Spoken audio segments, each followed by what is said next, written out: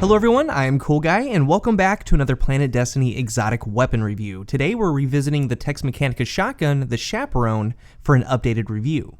Shotguns are in a really good spot right now, and with this review it's important to show the raw gameplay of it, show its true potential, and hold nothing back. Now we're going to go over the core of the weapon, its perks, applications, and finish up the review with some builds of other weapons you can pair the Chaperone with, as well as some subclasses with armor to become more deadly. The Chaperone is obtained through the Jolly Holiday questline. Now there's a link in the description to Planet Destiny's website showing these steps in depth as needed. Now a quick overview of the questline requires you to 1. Get kills with the last word in the Crucible, and the last word kills aren't necessarily the only way to gain progress. The last word can just be equipped, meaning grenades, melees, and supers can count. And number 2 is to pay a generous donation of 15,000 Glimmer to Amanda Holiday. Number 3 is with a shotgun, kill Majors in PvE or kill Guardians in the Crucible. Majors are going to give you 6% towards completion, and Crucible shotgun kills will net 3%, and the final step of the quest is to complete a special Shield Brothers strike.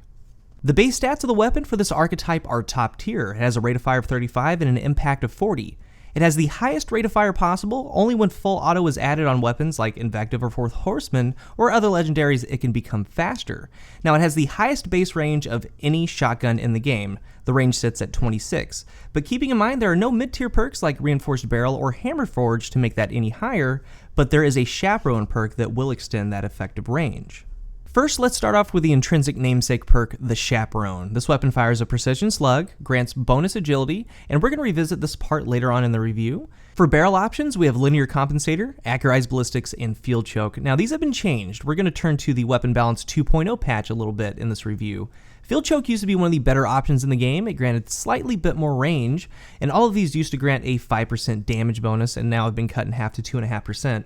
The changes kind of kept them in line with one another. So with field choke, they reduced the damage by 50%, reduced range bonus by 60%, and reduced the stability penalty by 20%. Accurized, they reduced the range and damage by 50%, and linear, they reduced the damage bonus by 50%. So aim assist values were also effective, and I used to go with field choke, now I go with linear compensator, but none of them are a bad option. The recoil direction for each one is controllable, and they don't really differ from one another. They all drift slightly upwards and then to the left. First up, Roadborne. Precision kills briefly grant bonus handling, range, and precision damage with this weapon. Roadborne is the most important perk on the Chaperone, and we're going to talk about it a lot in this review. It's what makes the Chaperone's wheels turn, and it takes a serviceable shotgun in the first place into one that's capable of amazing things. So precision kills grant bonus handling, which is your raise, lower, and aim down sights time. You get bonus range and bonus precision damage. And what the perk also does is it grants a higher rate of fire.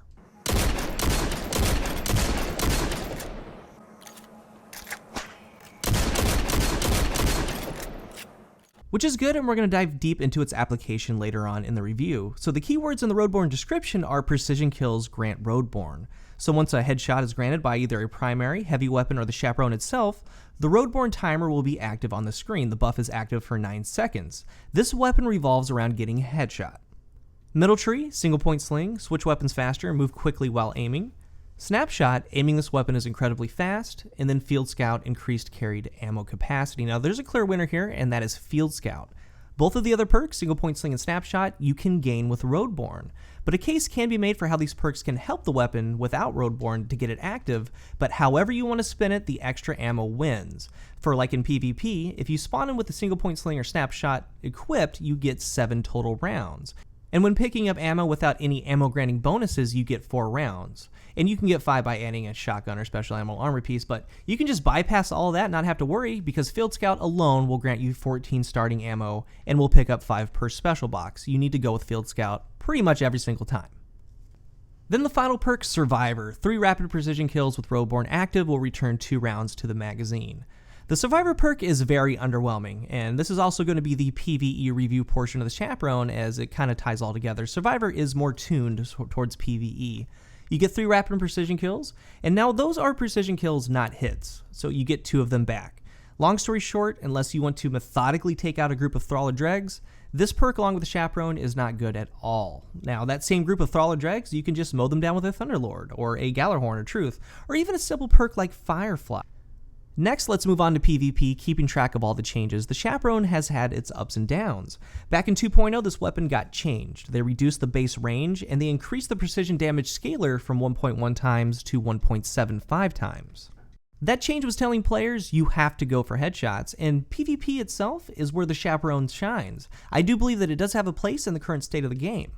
There's no questioning that shotguns are running the show, specifically the Matador 64. And I have some really nice Matadors. All of them have range perks, aggressive ballistics. One has crowd and performance, the other has range and performance. It's really good. And a couple others I use for PvE.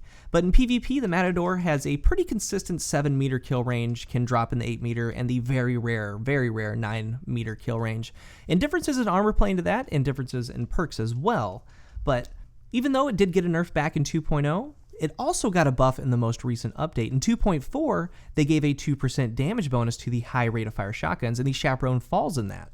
In PvP, it does 131 to the body and 228 to the head, far different from the original Chaperone doing 183 to the body.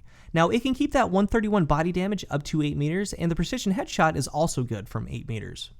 An important note, since it does fire one slug, it is very accurate from the hip, but keep in mind, since you are firing from the hip, you are getting decreased damage. So aiming down sights is what you want to do, but keeping your mobility is there if you want to fire from the hip. It has up to a 10-meter kill distance with Roadborne active, and that's a pretty good distance. It has a fairly consistent 9-meter kill and has a very consistent 8-meter kill. And again, armor plays into all that. Now, the 10-meter range, like I said, is a good distance, especially in the current state of the game. Now, is that 10-meter distance achievable? Yes. Landing some of those shots with the Chaperone are some of the most rewarding you can get in Destiny, and I've been doing it throughout this entire review so you guys can see some of the distances that you can get kills with. But with Roadborne active, it gets very interesting. Remember, increased handling, rate of fire, range, and precision damage. So here are some tips for PvP, tips for use, situations, weapons, and armor that it pairs well with. So we have those 14 rounds that you start off with, and you pick up 5 with every brick. You have a decent shotgun without Roadborne, but with Roadborne, you can be a terror to the enemy team. It has one of the longest kill distances in the game for a shotgun, and with that caveat being, you have to land precision headshots. But what is nice is that large reserve of ammo. We're going to go back to that. When push comes to shove, you can spam body shots, like in situations where it's a 1v1 situation, like in elimination. Say someone's running at you with a shotgun, the majority of the time you're going to have enough ammo that you can decide just to hammer them down in the body, and don't feel bad for that. It's encouraged if need be. But when someone is rushing at you, you have to make the choice. There's a choice there. You can go body-body, you can go body melee, or you can try to land the death blow headshot. You have a lot of options with a Chaperone. And any weapon can be used with a Chaperone, and since Roadborne is active on headshots, an Outlaw Reactive Reload primary is ideal. You've been seeing a couple primary weapons throughout this review. Those are the Old Vendor Finales Peril from the Iron Banner and the Mida Archetypes Angel's Advocate. And you can go pick that one up right now for 150 marks from the Vanguard Quartermaster. Both have Outlaw Reactive Reload. So let's break this down and what happens in a closed environment, then its application in game. When you get a headshot, you get a very fast reload due to Outlaw. Buffs and timers go up on the screen. You have an Outlaw timer of 3 seconds. Reactive Reload pops up for 3 seconds. But also Roadborne is active for 9 in the background. So after that first headshot, you have a lot of options with this kind of weapon synergy. Number 1, you're searching for the 2-shot headshot with the Peril, or you're searching for the 3-shot headshot with the Mida Angel's Advocate. Number 2, when the reactive reload timer runs out and that possibility is gone, you still have 5 seconds with Roadborne. And with that 5 seconds, you could choose to be either offensive or defensive with the Chaperone. Or 3, you can just get the perk active and just rush around with the Chaperone. But these are the types of situations that you can get into with the opportunities and the decisions you can make. So having the buff in your back pocket and activated is the key to the weapon. The extra precision damage is very good, and as we discussed earlier, you get the faster rate of fire. And with that faster rate of fire, because you get the range, you get the precision damage, you can challenge roaming supers if it's favorable to you.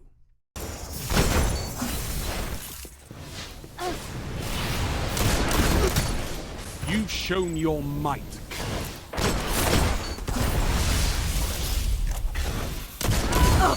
Next, we have some subclass builds with armor. First up is the Titan, and number 1, you can never go wrong with the no backup plan Defender. You have a lot of ammo, and that means you have the potential to keep Force Barrier active for a good amount of the time. It's really good defense inside and around your bubble, and you can even get a little crazy with things like Weapons of Light. The second one is the Dune Marchers, and a lot of players have been pairing the Mida with them. It's a very fast class, but remember the Chaperone grants bonus agility as well.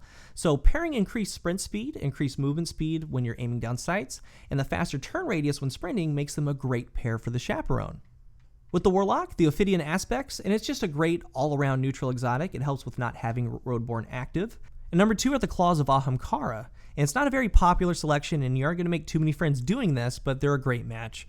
You have a pretty insane body shot distance, and you pair that with a pretty insane melee distance, it just works. Then we have the Hunter, a pair of neutral boots, the Bones of Ao for number 1, and a lot of players use that regularly already, so it's not a bad option for the Chaperone. And the second are the Frosties. You get a tighter turn radius when sprinting, and while sprinting, you get a cooldown decrease to your melee and your grenade charges. Really good for the Night Stalker, really good for a max agility fleet-footed Blade Dancer.